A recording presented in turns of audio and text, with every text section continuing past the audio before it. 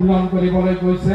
যদি আমি সংস্কৃতৰ ক্ষেত্ৰত অকমান কথা ক'ব বিচাৰো, আলোচনা কৰিব বিচাৰো, তেতিয়াহ'লে আজিৰ পৰা 570 বছৰ আগতে আমাৰ শংকৰদেৱ মাধৱদেৱে যি ধৰণে আমাৰ সাংস্কৃতিক জগতখনক আগবঢ়াই লৈ গৈছিল, গতিকে আমি শংকৰদেৱ মাধৱদেৱৰ আজি শংকৰদেৱে 100ৰ ওপৰত বৰগীত ৰচনা কৰিছিলে।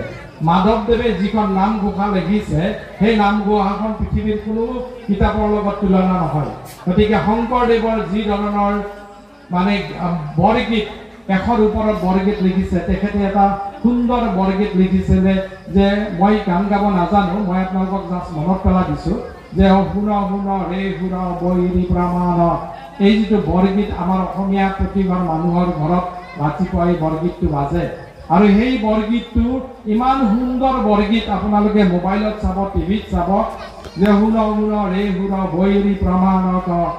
সেই গানটোৰ যেতিয়া সুৰটো আপ্লুত হৈ জ্যোতিপ্ৰসাদে আপ্লুত হৈছিল, কাৰণ জ্যোতিপ্ৰসাদ আছিল সুৰৰ সুৰকাৰ, আৰু পৰৱৰ্তী পৰ্যায়ত শংকৰ মাধৱৰ পিছত জ্যোতিপ্ৰসাদ আৰু বিষ্ণু ৰাভাই অসমীয়া সাংস্কৃতিক জগতখনক আৰু অলপ আগবঢ়াই লৈ গৈছিল।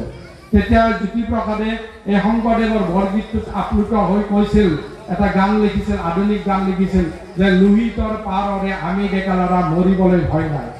লোহিতৰ পাৰৰে আমি ডেকা ল'ৰা মৰিবলৈ ভয় নাই। মই গান গাবলৈ চেষ্টা কৰা নাই, মই মনত পেলাই দিবলৈ চেষ্টা কৰিছো আপোনালোকক।